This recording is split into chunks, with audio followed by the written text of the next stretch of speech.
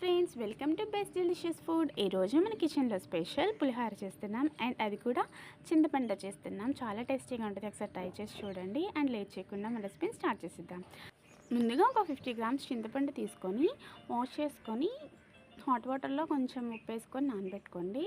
చింతపండు నానిన తర్వాత రసం తీసుకొని పక్కన పెట్టుకోండి. అండ్ అన్నం కూడా ఉడికించుకొని ఉంచుకోండి. ఇప్పుడు ఒక ప్యాన్ తీసుకొని స్టవ్ మీద పెట్టి దాంట్లో 2 స్పూన్స్ ఆయిల్ వేసుకోండి.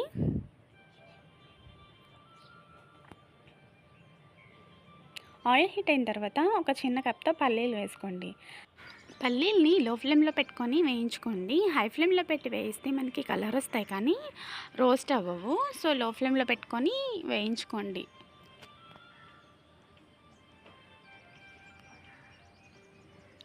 సో ఇలా ఫ్రై అయిపోయిన తర్వాత నేను ఇక్కడ అన్నం ఉంది కదా, దాని మీద వేసేసుకుంటున్నాను. మీరు సపరేట్ బౌల్లో కూడా తీసుకోండి, తర్వాత అయినా వేసుకోవచ్చు.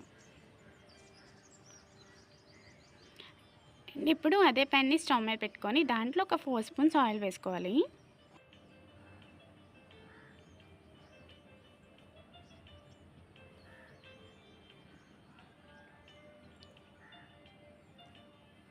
ఇలా ఆయిల్ హీట్ అయిపోయిన తర్వాత మనం పోపు వేసుకుంటాం అన్నమాట.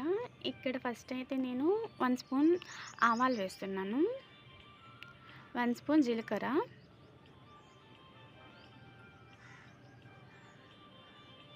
1 స్పూన్ పచ్చెనగపప్పు అండ్ 1 స్పూన్ మినపసాయపప్పు కూడా వేస్తున్నాను. ఇప్పుడు ఇవన్నీ ఒకసారి మిక్స్ చేసుకోండి.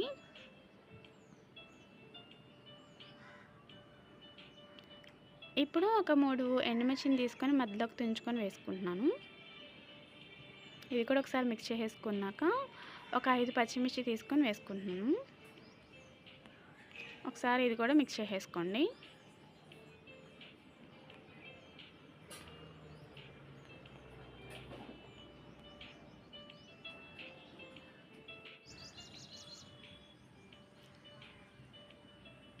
ఇప్పుడు ఒక గుప్పెడు కరివేపాకు తీసుకొని వేసుకోండి. ఒకసారి ఇది కూడా మిక్స్ చేసేసుకుందాం.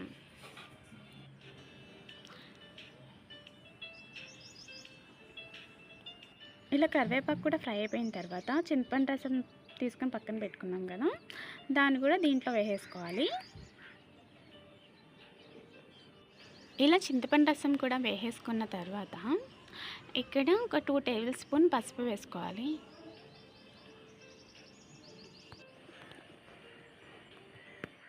ఇలా పసుపు కూడా వేసేసుకున్న తర్వాత ఒకసారి ఇదంతా మిక్స్ చేసుకోండి. ఏ లంప్స్ లేకుండా మిక్స్ చేసుకోండి.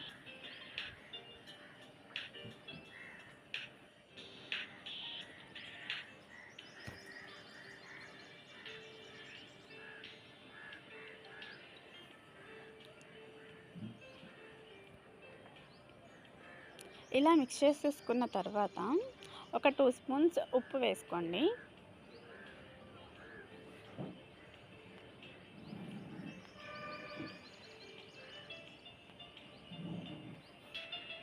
ఇలా ఒక 2 స్పూన్స్ ఉప్పు కూడా వేసేసుకొని మిక్స్ చేసేసుకోండి. ఇంకెలా దగ్గర అయ్యేంతవరకు ఉడికించుకోవాలి. అడుగు పట్టనీయకుండా ఉడికించుకోండి.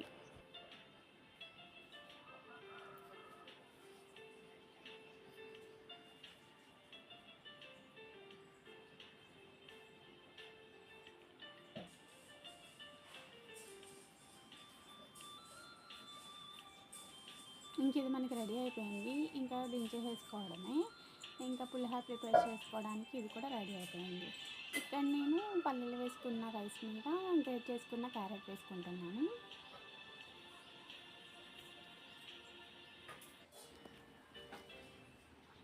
ఇప్పుడు చింతపండు రసం మనం తాలింపు వేసుకున్నాం కదా, ఆ చింతపండు రసం సగం వేసుకుంటున్నాను.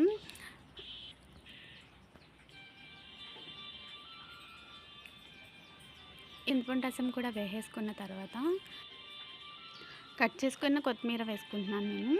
మీరు కావాలంటే పుదీనా కూడా వేసుకోవచ్చు, నేను ఓన్లీ కొత్తిమీర ఒకటే వేస్తున్నాను. ఇంకా ఇవన్నీ వేసేసిన తర్వాత ఇంకా మనం పులిహోర కలుపుకోవడమే. ఒకసారి ఇదంతా కలిపేసుకున్న తర్వాత మీకు పులుపు సరిపోలేదు అనిపిస్తే ఇంకొంచెం చింతపండు తాలింపు ఉంది కదా, అది వేసుకోవచ్చు. అండ్ ఇక్కడ మన టేస్టీ పులిహోర రెడీ అయిపోయింది. ఒకసారి తప్పకుండా ట్రై చేసి చూడండి. అండ్ మనకి దీంట్లోకి టమాటా పచ్చడి కానీ దోసకాయ పచ్చడి కానీ ఉంటే ఇంకా టేస్ట్గా ఉంటుంది. ఒకసారి ఇలా ట్రై చేసి చూడండి, చాలా టేస్టీగా ఉంటుంది. Please subscribe to our channel. Thank you for watching.